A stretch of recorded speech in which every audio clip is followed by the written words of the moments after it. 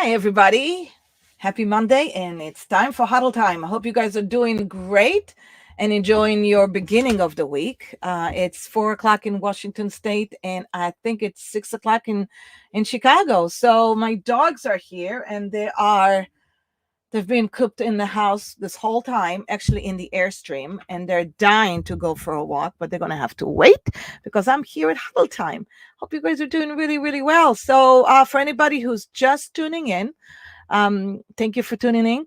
And thank you for American's Beauty Show and the Cosmetology of Chicago, who are our sponsors and our partners every Monday since the beginning of, I think, 2020 March. We bring every week, we have not missed one day, discussions with thought leaders and successful leaders in our industry and outside of the industry with concerning and relevant business topics and professional topics in the beauty industry. And how can we do many things like pivot maybe to a different career in the industry, maybe pivot to a different career at all, helping you with organizational changes, decision making. I love speaking to thought leaders and meeting some amazing people. And that's what I've been doing over the years, meeting amazing people that are coming here truly with their passion is to help us grow and help us learn a lot of more things. So, highly successful people. And I'm loving sharing this with you. My name is Ronit Enos, and as you know, I'm the prophet and business Jedi, founder of Salon Cadence Academy.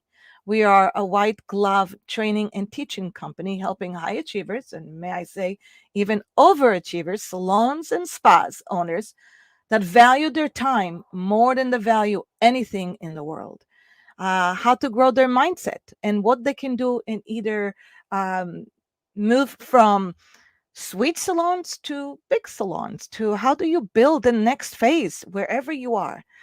So if you need to learn anything, we have a great Facebook page which is Profitable Salons and Spa Owners. Come and join us. This is where you can find lots of great information, or follow us on Instagram or Facebook at Ronit Enos Coaching. And love to speak to you, love to hear your ideas, love to hear anything that comes out to your mind and anything you have questions. American's Beauty Show September is coming 11 and 13, and I hope you're buying your tickets because in that show, this is the time to get back into inspiration, back into education, see people for real people on the stage. We're going to have so many amazing educators. So go into American's Beauty Show right now or text us in this numbers where you can find and purchase your tickets. You really want to just go right now because guess what? Time's ticking. Hotels rooms are selling out. And there's a lot of classroom tickets that our tickets are very limited. Some of them are only 25 tickets. Some of them are only 50 tickets. You don't want to miss it because this is a great opportunity to come back and really get invigorated, get motivated, and send your staff because they need it. They need something more than just digital right now. So come in. I'll be teaching there. I'll be teaching there Profit First for salons and spa for any size. And I'll be teaching there also how to create a seven-figure salon and why you need to think about being at the seven figures. You can learn everything about it when you come and see me. I want to say thank you so much to our sponsor, Textel. Textel helps you engage with you and your customers and your staff in two ways. And they help you do it really through texting. It is the future. The future is not only video, the future is voice. The future is voice recognition and Textel. And there's nothing better to really use your texting technology. Textel is the one, and they are amazing. They are the official sponsor of American's Beauty Show. And you know what? There's so much to learn from them. So I'm super stoked and super excited to speak about our sponsors. I'm really proud of them. I'm proud of the show. And believe me, if they're here as sponsor, they have such a great tools to help you grow your business. And of course, today I'm super, super stoked and super excited to bring on the show are very unique, special, and I've gotten to know her for the past few weeks, and she's very extraordinary. She's a great guest. Her name is Pepper Pastor. I'm sure a lot of you know who Pepper is. But what's great about Pepper is that she is in the middle of transforming her career. She's pivoting her career. Yes, she's a celebrity hairstylist, and over the past 20 years, she worked for so many brands. Her work has been published in so many magazines. She's been traveling globally. She's been and still as an advisor in L'Oreal, an artistic advisor. So I can't wait to share her information. But what I'm really so super excited to share is about her curiosity. We're going to talk about curiosity. We're going to talk about organizational change, the psychology behind it. Whoa, I am super stoked. So, welcome, Pepper, into Huddle Time with Ronit. Hi, thank you. That was a wonderful introduction. I appreciate Oh, it. absolutely, Pepper. Sometimes I feel very humbled with the introductions, and sometimes I mumble. They not all the time they come flowing, but I didn't read yours, so I think those are the greatest introductions, which you don't read and you just come up. Well, So, that means even more to me. oh, good. Good. How are you? How's things today? I'm You're in Austin. I'm in Austin. Yes, it's a cooler day today. It's not its normal 100 plus degrees, so that's been nice. And I've been looking forward to this. It's been a long time since I've been on a live or really done like anything of this nature for a bit. So I'm happy to be here. Thank you. Oh, you're very welcome. Well, thank you for being here. I'm super honored that you're on the show today, and I'm excited that about our topic. Um, there's Leo's. Leo's telling me, "Mom, I gotta get out." Uh, Poor baby. poor baby, right? I wanted to talk to you about curiosity, and how does that relate to how does that relate to being a celebrity artist or to an artist into our profession. Yeah. That mean, Yeah. yeah. And you've got the crying pup and my husband's computer. He's getting a FaceTime call. Obviously, it's streaming from It's his okay. computer to that. So we've got all kinds of great sounds. Yeah, So sounds good to me. so curiosity is an interesting one. So why I became curious about curiosity and how it relates to being a hairstylist and just in my career is over the years, I've dealt with some really amazing people, and I've also dealt with some really, really challenging people. So anybody out there can relate, with me that regardless of what you do for a living, there's somebody that out there that challenges you. And sometimes the way that people act towards you can really get you down.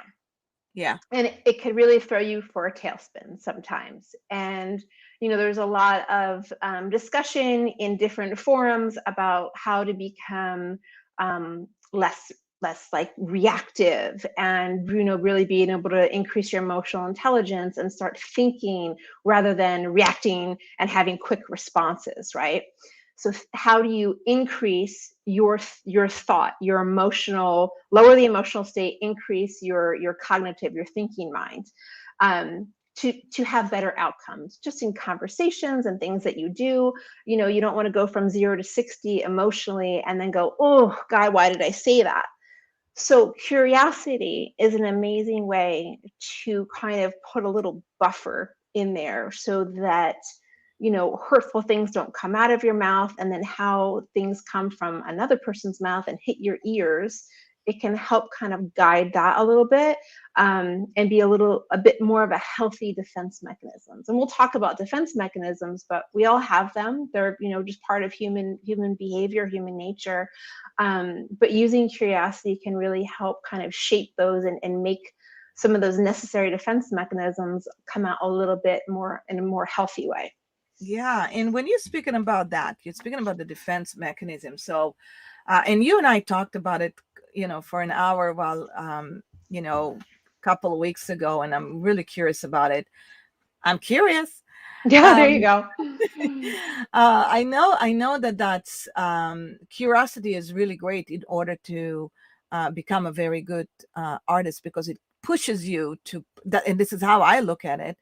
It pushes you to find out things, like Mhm. intrigued you to learn more about things because you're curious about something. Mhm.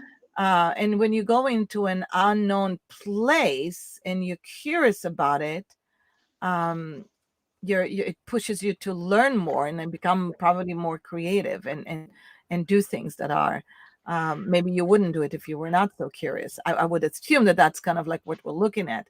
But you're talking about defense mechanism, okay? And do you relate that to the relationship between your client um, and the artist? So it can be the client and the artist or stylist. It can be for those people out there that are educators, and you always have somebody in your audience or in your class setting that they kind of rile you a little bit. How do you keep your cool? One of my favorite sayings is, when emotions are high, intelligence is low. Right? Your thinking mind goes completely out the window when your emotions are up. So how do you have a little bit more of what I call the Jason Bourne kind of Yes. thinking, where you can be in the Gotta moment, react. react, think, and do all this all at once. So that's a lot of the research that I'm studying while I'm working on my PhD, is this piece of, the brain part of it in the neuroscience of like, how can we get our brains to kind of be more like Jason Bourne, essentially. Um, but in the salon, it is a lot of how we deal with our teammates, the other staff in the salon, and then our clients too. And I was kind of thinking of like funny analogies in my head when I was, going through our conversation together in my head. And I thought, like, how many times does a client come to you and they're very brave and they say to you, I didn't like this, or this is, I don't like how this is falling. And in your mind, you literally, say, well, you have ugly hair. And that's really what you want to say, right? And I mean, there's probably been times in my career where I got defensive and somebody said that they didn't like something, and they're sharing something with me that's very valuable, right? Yeah. But this probably happens lots of times. My husband's probably listening and be like, this happens like all the time in our house, right? Where someone shares something with you and you hear it differently, and what you hear doesn't feel good, right? Yes. Yeah. And so you want to defend yourself. That's human behavior. You want to Yeah. defend yourself when someone Yeah. says something that Yeah. doesn't feel good. Immediately. I mean, even today, when my husband called me and he was just giving me the right act on an email that I was replying. And he says, Ronit, this is not how you should answer this email. I'm like, well, what do you mean? This is what I meant. And immediately, I'm not even thinking, I don't even let him speak. And I'm immediately jumping in with like, well, what do you mean? Immediately putting myself on the defense side, as it's just not a good place to be.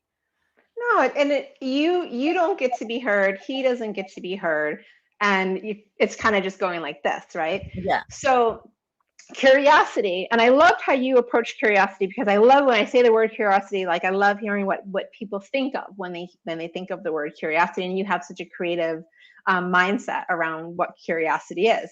Um, and so another way to look at curiosity is listening skills, right? So if you're somebody that you've been working on your listening skills, approaching things with curiosity is that up game, right? That's how to up your listening skills. It's how to Yeah. take it to the next level.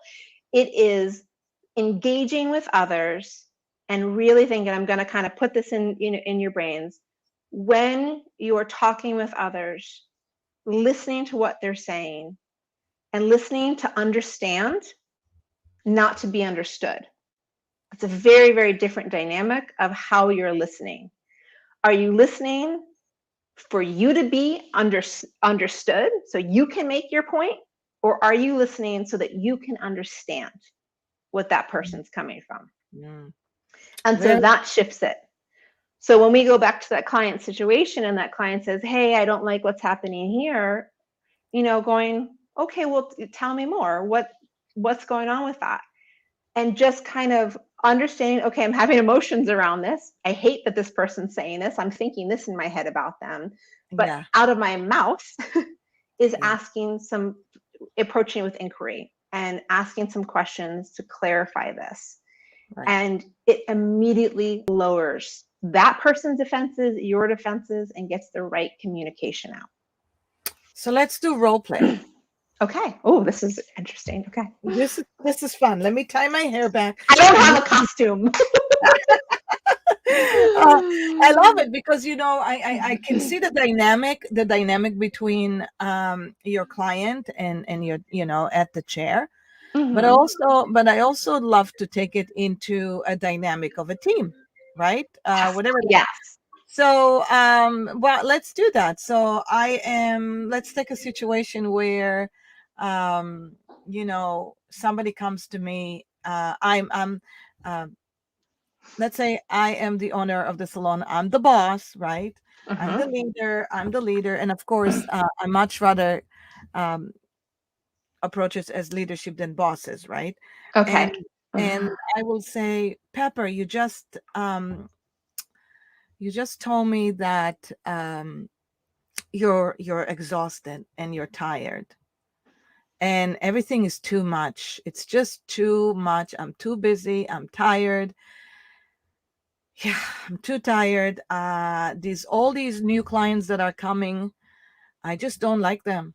They're just not my people. They're just not my people, and I want to go back to where it used to be, and I don't know what I'm gonna do, but I'm busy nonstop. I'm exhausted, and these new clients, they're just, I don't know, they're not my people. I don't know what to do. I'm just not happy.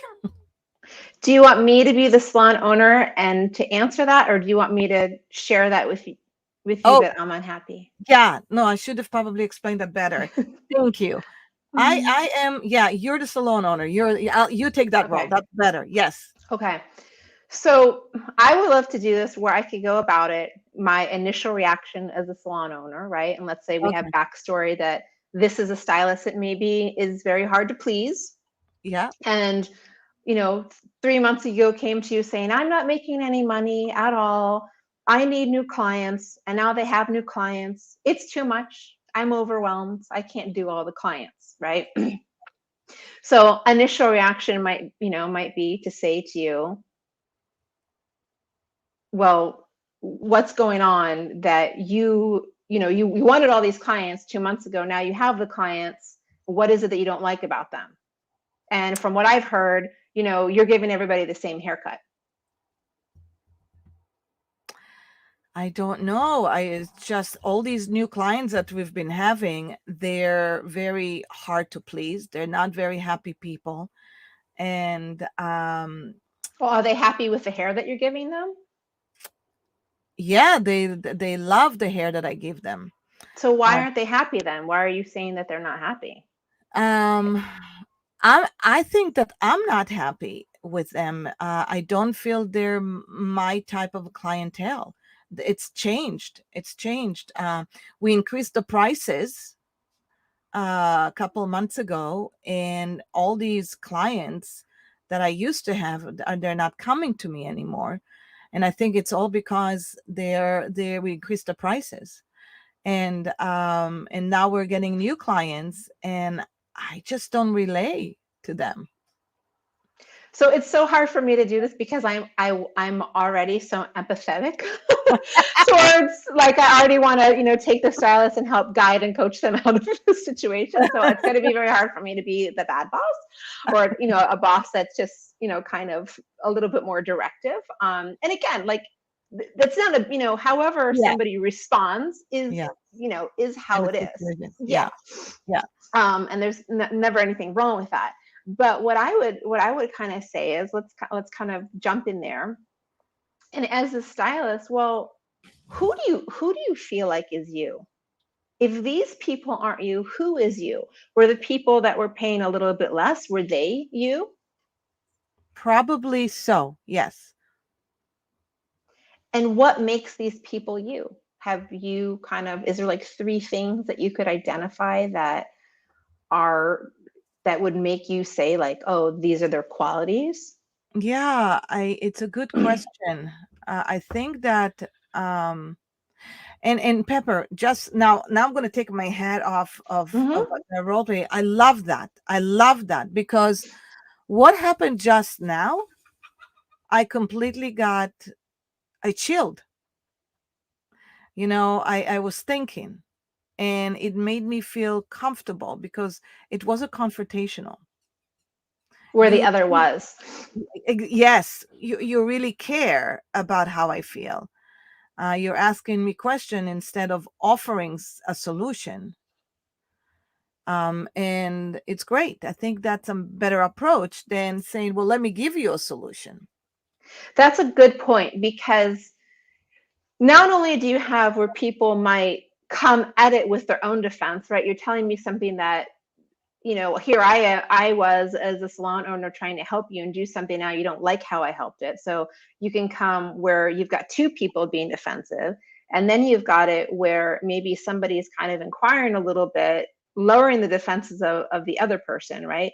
And then you kind of threw in this wonderful third element. And that I actually hadn't looked at it in that way too. So that's really interesting. Um, but what I found on my end is when I'm asking you questions, even if I was annoyed, it's immediately lowering, just the same way that you're kind of feeling that lower and being like, oh, we're having a conversation now. We're not having a debate over what's going to happen with these clients or the prices or anything. It's no longer a debate, it's a conversation. And Yes. maybe we'll have a positive outcome here. Yeah. And I understand the whole concept of, going back into, well, instead of sitting down and having, um, like you said, a debate, it's healthier to have a question-based conversation. So you Mhm. can go someplace and even be very direct and say, listen, I understand you feeling the dynamic of feeling not so happy about something. Mhm. And while we just move into understanding the why behind it. So either I can help you or you can find a better solution and tell me. It's a great process. Let's go through it. I Yeah. think I think like a real person to person, as a leader, where we miss the boat in so many ways, I think it's where we conduct conversation of boss to employee instead of um, um, a leader to an investor mindset. Mm-hmm. And I think that's a key point where you want to partner with that person. You don't want it to be you don't want to have a layer of I'm here, you're here. It's more of we're here in this together Mm-hmm. attitude. I'm curious to see, well, what made you think you've been a celebrity stylist for a very long time. You've been a stylist and in the creative side of it.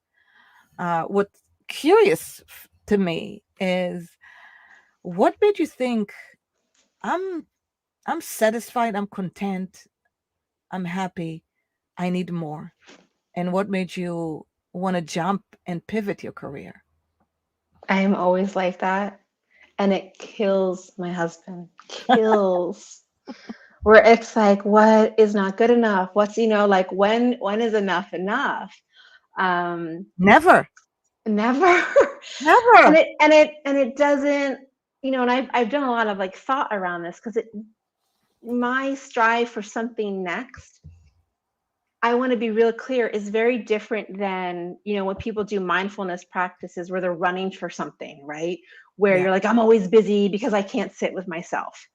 Mhm. And for me, it's quite the opposite. I sit with Yeah. myself so often that I really ask myself a lot of deep questions and say, am I happy with this? Is this my purpose?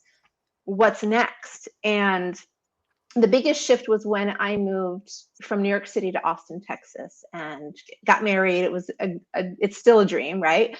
But my career completely shifted, and I knew it was going to happen. And I was hoping that it wasn't going to happen, in the sense of like, I hate to say this, I'm going to be really candid, but when you're not a New York stylist in New York City anymore, Yeah. your value kind of decreases. I Yes. mean, it is what it is. Right. And I was able to hold on to it. And I have so many great people that I've worked for that allowed me to hold on to that for as long as I could. But that's just what became the reality, Yeah. right? Yeah. Um, and so in that process, we're also starting a family, and I didn't want to be jumping on an airplane anymore. And I thought to myself a lot, like, what do I like? And Ronit, it took me 2 or 3 years. And you and I were talking about this, like, Yeah. when you kind of went through the same shift, is like, it's not overnight. I'm not sitting there and driving home from the salon one day and I'm like, I think I'll go get a doctorate. Let me sign up. Agree. Agree. It's a I mean, process. it's a It's a long long, process. hard process. Process. Yeah. My And there, mom tells me, and maybe it was my grandmother who told me that, but she said a woman needs to reinvent herself every 10 years.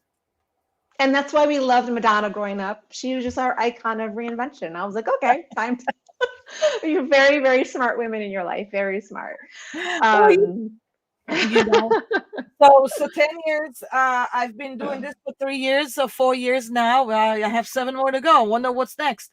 yeah, I can't exactly. I keep up, love I can't that. keep up with myself, right? It's like it's never enough, you know. Yeah. So, But but yeah, I mean, I clearly remember, and I want to share this for all the artists out there, that this is okay when this happened. And I remember 2 occasions. One, I was at behind the chair and I was going to be on main stage. I don't know how many thousand people in the audience, an amazing feat, right? And it was my second or third year being able to be on main stage. And I got on that stage and was going to have this crazy hair design. And I just crash. yeah. I just wasn't passionate about it. And it happened again at a photo shoot. I'm like, my husband calls it pigtails and ponytails. And he's like, which pigtails and ponytails are you making today? And it just wasn't my passion anymore. Um, and in that, I realized that people were my passion. And during this time frame, I was a director of North America for GHD, the tool company. And I had this wonderful team that I put together when it was training and development. And it was like, Eureka, I've been doing talent management for years, whether it was owning my own salon, but talent management doesn't have that name in the beauty industry as it does in corporations. Yes. And I realized I love mentoring people and developing people, and seeing what makes them tick and why, where's their passion, where's their purpose, what's making them happy, in what they do. And I also had a skill set that I was able to conversate between creative people and the corporate people, because that's what I had been doing for many years. So I felt like that was a big thing, that I could be a voice for both parties. Interesting. So, what happened was, usually, typically, we find our gifts in different places. Mm-hmm. But for some reason, this was something that came to you in the process. So it's not something, like you said, that happened after 3 months or overnight. You had to put the pieces together and identify what it is. Now, what did you do next in order to, okay, you kind of had an idea, you knew where you want to be. Now what? I was terrified, and I literally think of behind me as this picture. I just got it from Target, but it's in the middle of the desert. And I had just had this visual of, like, I didn't like go camp out in the desert for 3 days and like wait for my answer. You really kind of like, little things come here and there. So the first step I did was, I was chatting with my husband. I said, I really think I want to go back to school. And I remember calling one of my dear friends from college, who's a doctor in psychology. And I have an undergrad in psychology and clinical. And she goes, oh, it's about time. And I was like, oh, okay. So this is what, these other friends had already been seeing and knowing about me for years. So to get into a graduate program, you have to take the GRE. That's like an SAT, Yeah. test, an entrance test. And so I said, okay, the next 6 months, I'm going to do everything that I do, and I'm just going to study for this test. And then Okay. I'll study for this test and I'll see what happens next. And so that what happened, I studied for the test. And then the next 6 months, I put out all of the things for different universities. And before you knew it, I was enrolled and getting my master's degree. Wow. Now, how was that with being a mom and being a different stylist now? Because now Right. you're in a different setting. So you got Mhm. three changes, three different dynamics of changes. Okay. It was huge. And I mean, I'll share this because I don't hop on Facebook and share about too many things about my personal life, but it took about 3 years for us to have our daughter. And I was in a really, really hard place. So we were struggling a lot with that. And I felt like, for anybody that struggled with that, you feel like, okay, I have to pause time and just focus on this. And then you're waiting for your life. And it just feels really awful. It feels really, really awful. Um, and so my husband and I just made this beautiful kind of acceptance of like, look, we love each other, and this is a relationship that we have, and I have a beautiful 15-year-old stepdaughter, and these are these incredible things. So if this never happens, I'm going to go and become a doctorate and get a doctor, and I'm going to go and do all these fantastic things. And literally, I get into the program, I start the program, and 2 weeks later, in my master's program, I find out I'm pregnant. Wow. And yes, and so go through so my mom and dad came, and everybody's helping me, and I'm writing my dissertation and doing all my final research, and she's 3 months old. Wow. So That's a it lot of was a work. huge struggle. So Wow. anyways, and I turned 40 at the same time. So I say all this because I really believe that when you are doing what you're meant to be doing, somehow, some way, it falls into place. Yeah.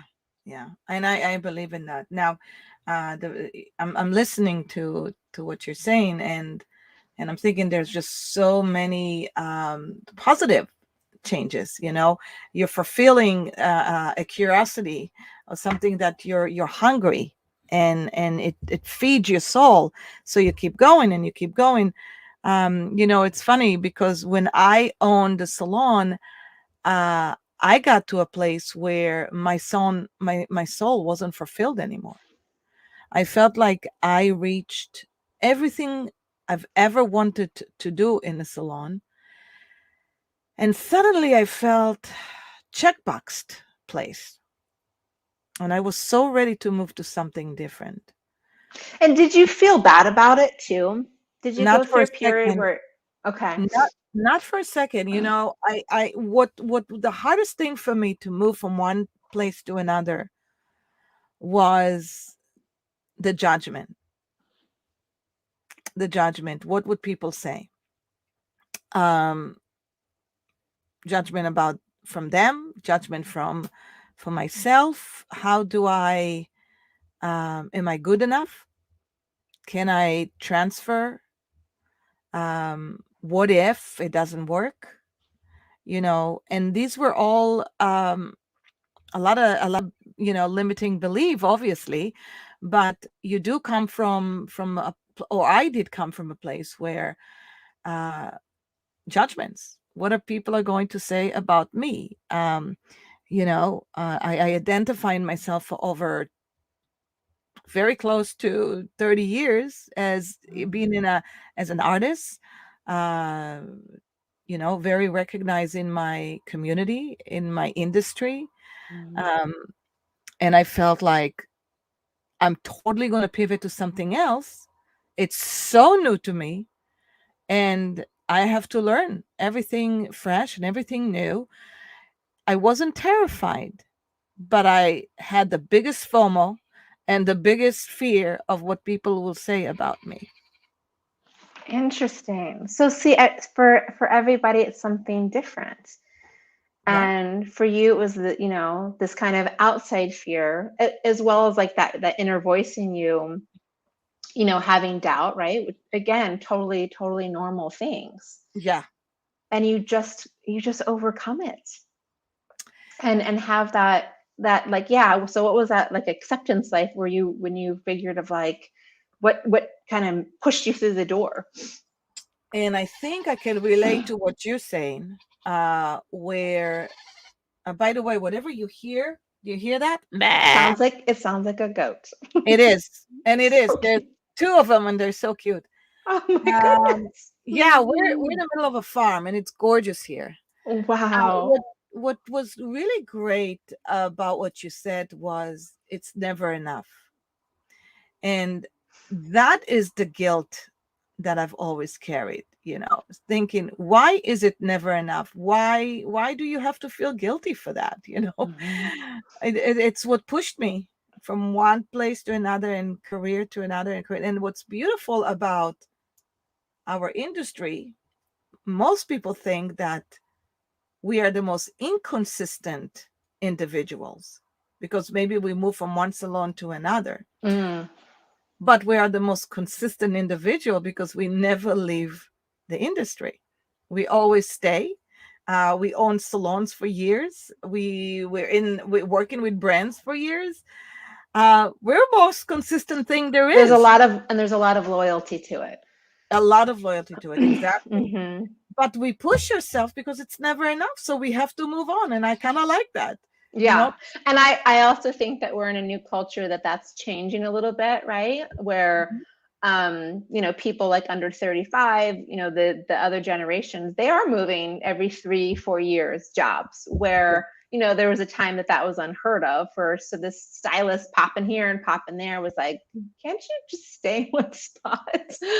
I remember doing that and probably having worked in like 7 or 8 salons by the time I was like 25 or something like that. You're trying to find your place. Your happy spot. Your happy spot. So it's a Hmm. process, like you said, it's a Yeah. hard process. Okay, so now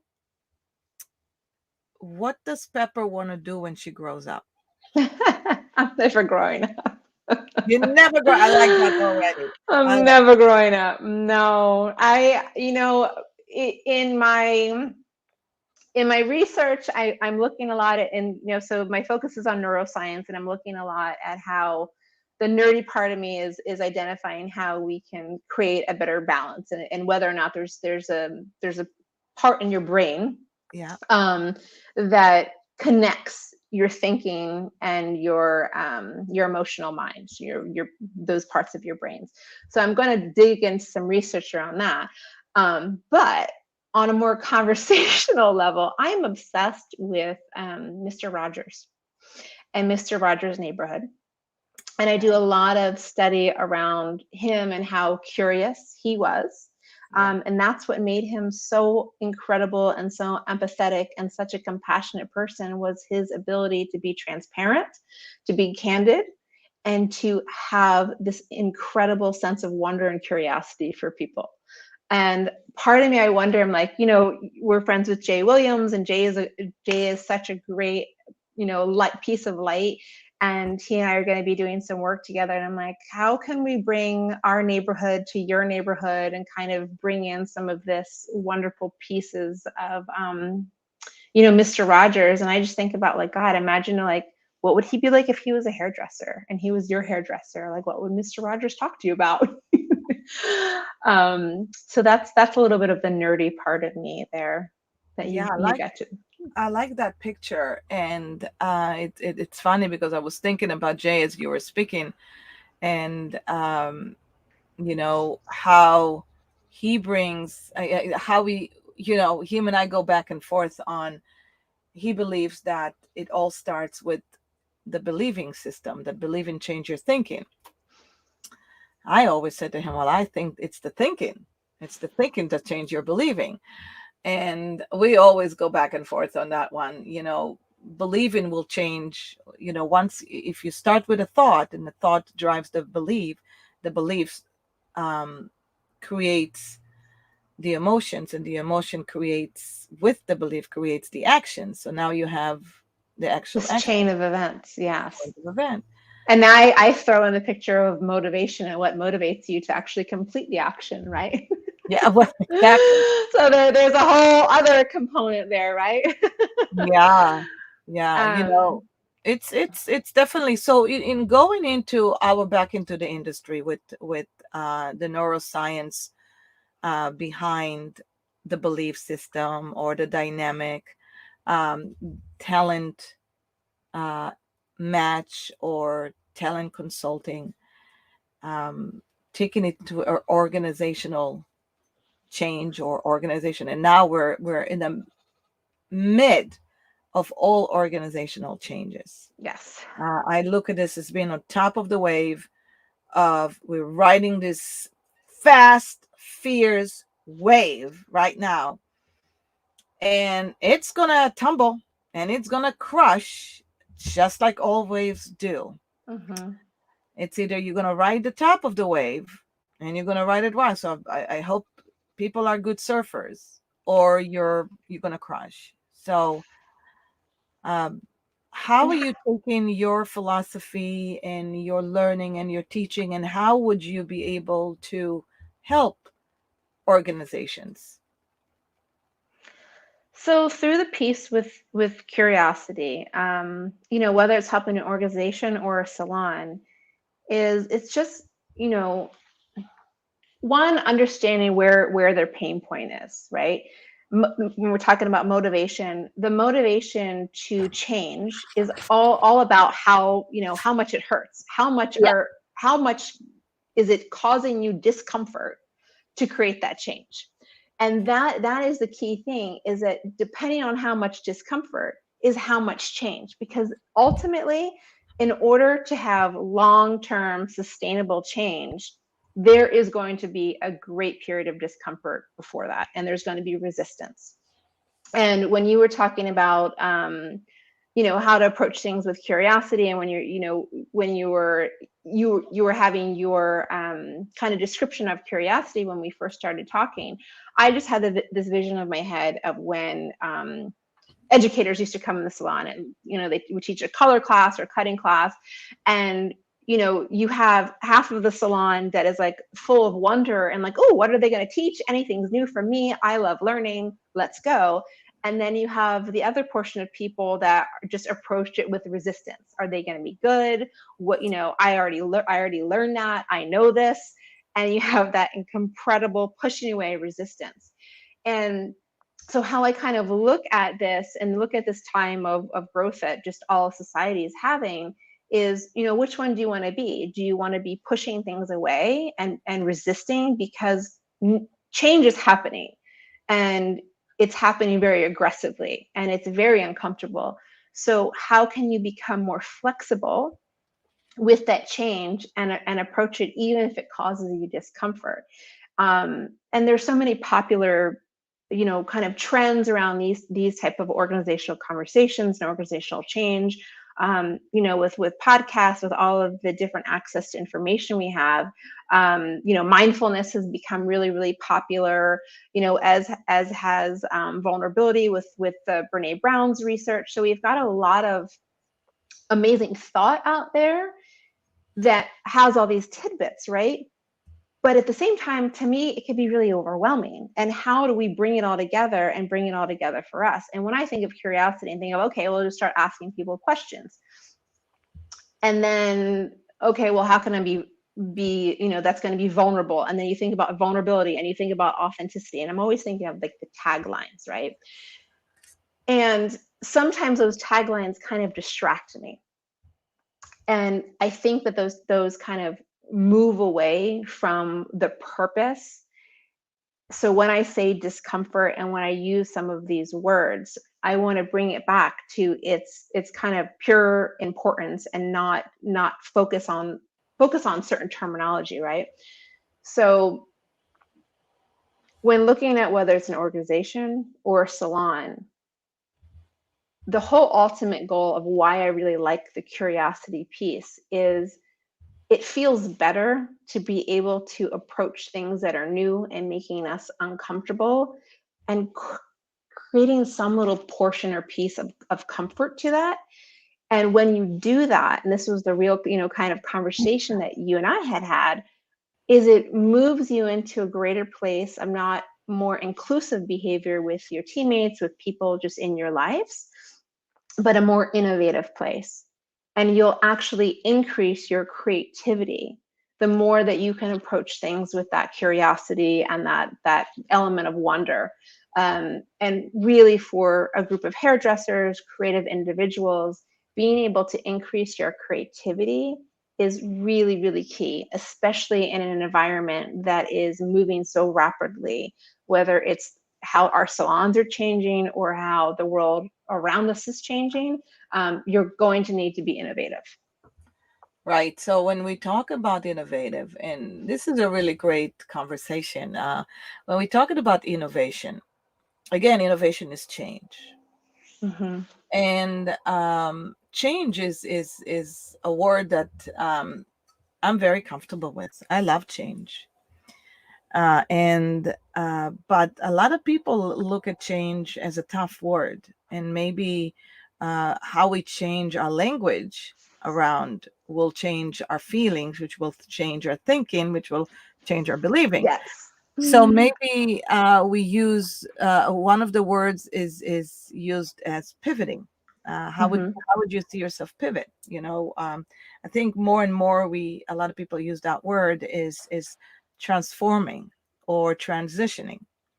And so if we use some different words, I think that's easier, and especially in our industry where our staff doesn't want to change. They like it the way it is, Mm-hmm. and you get very resistance to it. And I think, and I don't know if you agree to that or not, but I spent over the past couple of months when it was easier to travel, did a lot of on-sites in companies and speaking in the dynamic of a team and trying to bring innovation and thinking.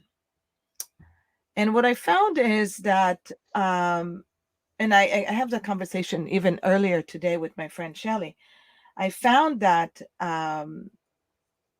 there's always resistance, Mm-hmm. like you said. There's always that uncomfortable zone, and the defense come into it, the defense mechanism. And you can ask a lot of questions, but things don't cannot happen overnight, like we said before. When I was going through this process of learning, it really is learning. It's observing about comments and uh, feedback from the staff on certain issues. What I find is that the more we talk about it, the more there will be adoption. The more we bring knowledge and do it converse in a conversation way, the more we there will be adoption. And you have to, and I see it all across the board, whether you're doing it in a one-on-one conversation or whether you do it one to many. I think the more you do it and the more you show numbers and the more you lead, let them or let the staff brings some ideas and suggestions. And that's huge, and that's something that a lot of people in management and positions have a lot of trouble with. And Yeah, it's one of the key ways to start to really see, not only you can kind of pull the covers back a little bit, because when you start engaging with people at all different levels within a system, you're going to get so much information, much more information than you would maybe from just the top to the next, who's ever under that in a role. And that's one of the key things, is not only are you going to get more information, but it's going to be more inclusive, yeah, and everyone's voice is going to be heard. And that's a lot of the work that I currently do. Is, again, the terminology is to be desired, but is around psychological safety in the workspace, right, and building workplaces that can be more inclusive and can have, so everybody can have a voice. yeah, And when I say that, and when you're sharing this, it doesn't make you any less the boss, right? You're still the leader of the team. You're still going to make the final decision, but to be able to weigh in with some really fantastic feedback from everybody on the team from all different viewpoints is going to lead you to better solutions and more Absolutely. innovative solutions. I love that. I love that, Pepper. And I think that what you just said is very helpful in a way that when somebody who is a salon owner, a spa owner, or any kind of a leader needed to hear that, because they're going to think about, well, when is enough? And what, do I let them make decisions? What's going on here? So I wanted to offer that from somebody who has been a salon owner, who owns, I am three serious entrepreneur. I own three Yeah. companies right now. I worked with over 200 staff members. I screwed so many things up and learned about so many things and succeeded in so many ways. One of the thing is that you do get feedback and you do learn a lot of things that you didn't know by just asking questions, Mm-hmm. but you always have to bring it back into a conversation and say, Mm-hmm. listen guys, I want to consider everything you're saying and I want to make a good decision. Some of the decisions might not be what you think they're going to be, and they might not be something you agree with them, but I assure you that it's for the good of the company and it's a good for the consumer and it's a good for the staff. That's, I always take that in consideration. So whenever you bring it, and it kind of like Walt Disney company Mm-hmm. and, Yes. the Ritz company, always bring it back into, this is the company and the company serves our consumers, and always bring it to that and not say, well, that's best decision for me. No, it's best decision for the consumer, it's best decision for As a the whole. company as a Mm-hmm. whole. Exactly. And as an owner, you will know when to say thank you, I appreciate, I've learned a lot, now I'm going to take it, I'm going to marinate in it for a Right. few days or maybe a week or two, Yeah. and I'll come back with great solutions that hopefully we'll learn from them if they're good or not. Mm-hmm. Really, that's where seeds become flowers. Growth and change really happen there Yeah, I hugely. love it. And it's also, it's a real leadership role. That working in that type of space is when you go from that manager and that leader to the boss, because to the, or a boss as a leader, right? Yeah, Because working from that true leadership role, I remember moving into spaces when I was, traveling to do a lot of salon education. And when I had that switch where I stopped being up there and talking about me and what, oh, I'm going to teach you this and this. And it's like, okay, well, what do you guys want to learn? And I'm going to facilitate a really great day for everybody. And my stress level, boom, dropped down. And I would get on the airplane and still have my voice. yeah, A lot of positive things come from it, and I became such a better and more desirable educator when I yeah. kind of turned the room over. Mm, I agree. So obviously, this has been a natural path for you right from day one, and you're lucky because you chose yourself the world of styling and making people happy and understand the dynamic between. Obviously, you're going to do phenomenal. Thank And you. for everybody that is on our call and who's going to listen to our show, what will be the best way to reach to you and maybe hire your services, or maybe you will even need um, some beta clients. I know we're going to do some work with Salon Cadence with our members and our masterminds, which I'm super, super stoked about it. But I'd love for everybody to take advantage of your beauty and your insight and your expertise. Thank you. So you can follow me on Instagram at Pepper Pastor, Yeah. and watch for, I will be launching a new company. It's going to be called Purpose and Policy. So I'll be launching a new company. I'll be doing some great stuff with Ronit, as well as some things with Jay Williams, if you know him and some of his work.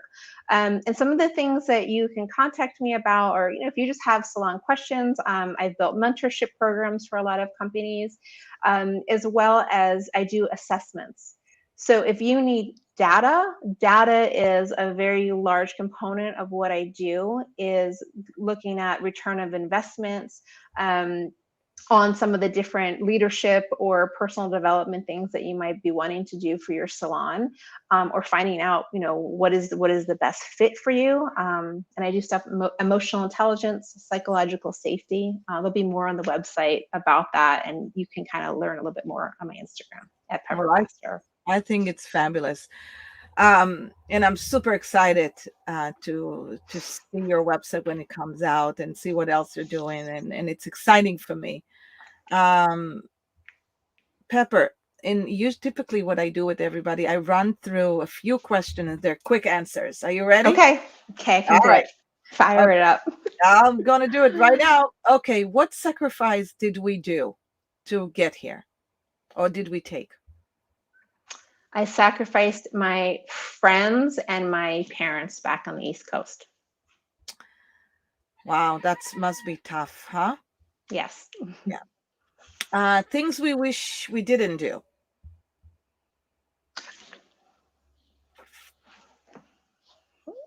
Cut my bangs. I love that. What do you wish you can do more of? I wish I could do more of this type of work and balancing this with time with my family Of and course, moving away from the salon.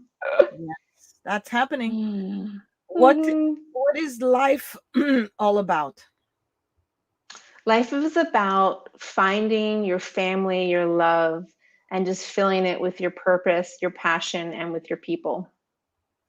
What is the success? What success means to you? It means sharing it with others. Success is meaningless if you're all alone. What drags you down? Day-to-day nonsense. Ah, what elevates? Working out. What do Yeah, you a do? good energy. What do you do when you go into a funk? I stay there. I let myself be in the funk. Wow, I love that. That's a great Mhm, answer. Now, mhm. what do you do? What do you want to learn more of? I want to learn more about being engaging and just being able to deliver information better. I have a lot in my brain, but sometimes I can't get it all out there. Okay. It's just articulation, I guess. Yes. It's not easy, I know. It's just Yes. simply being a foreign. But these were all great questions, and thank you for answering, and thank you for coming into the show. I'm super, super humbled by it, and I know everybody who's listening, you got so much to give and so much value, and it'll be wonderful. And I can't wait to see what we're going to do. Thank you So so much. This has been very fun. thank you. This has been great. Everybody there, if you want to hear and learn more about Pepper, you know where to reach her. It's right here. And I hope you guys are going to join us next week. We got more guests coming in, no more guests that are going to be at Americans Beauty Show. And reach out to us if you have any question, any comments. We'd love to help. Thank you so much and have a great week, everybody.